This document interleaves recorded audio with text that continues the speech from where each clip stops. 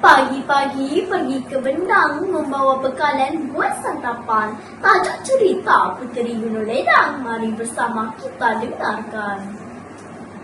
Di puncak Gunung Ledang tinggal seorang puteri yang terkenal dengan kebijaksanaan dan kecantikannya. Tiada siapa yang pernah sampai ke puncak gunung itu kerana ianya sangat jauh. Terdapat berbagai binatang buas di dalam hutan Gunung Ledang, antaranya ialah ular sawah sebesar batang kelapa. Berita tentang Puteri Gunung Ledang tersebar hingga ke Istana Melaka. Sultan Melaka ingin menjadikan Puteri Gunung Ledang sebagai permaisurinya. Baginda memerintah pembesar istana untuk menghantar utusan peminangan itu.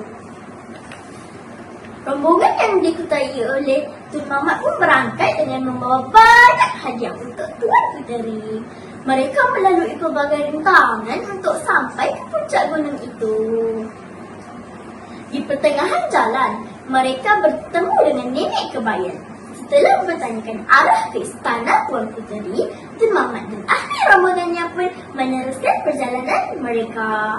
Mereka tidak tahu bahawa Puteri Gunung Ledang telah menyamar menjadi nenek kebayan. Mereka akhirnya tiba ke istana Tuan Puteri yang cantik dan besar itu. Tun Mamat pun memberitahu Hajat Sultan Melaka. Tuan Puteri bersetuju menerima pinangan itu jika Sultan Melaka dapat memenuhi syarat yang ditetapkan. Syarat-syaratnya ialah sebuah jambatan emas dari Melaka ke Gunung Ledang, sebuah jambatan perak dari Melaka ke Gunung Ledang, 7 bilang hati nyamuk, 7 tempayan air mata anak darah, 1 tempayan air pinang muda, dan 1 mangkuk darah Raja Ahmad. Setibanya rombongan ke Melaka, Tun Mamat segera memberitahu segala syarat yang diminta oleh Tuan Puteri. Akhirnya, Sultan Melaka membatalkan niatnya untuk memperisterikan Tuan Puteri kerana tidak sanggup membunuh anaknya. Pengajaran yang saya dapat di dalam buku ini adalah kepatuhan kepada raja. Sebagai rakyat, kita hendaklah mematuhi perintah pemimpin dalam melaksanakan tugas yang diamanahkan. Dan sebagai pemimpin, kita hendaklah bijak dalam membuat keputusan. Sampai di sini sajalah cerita saya pada hari ini.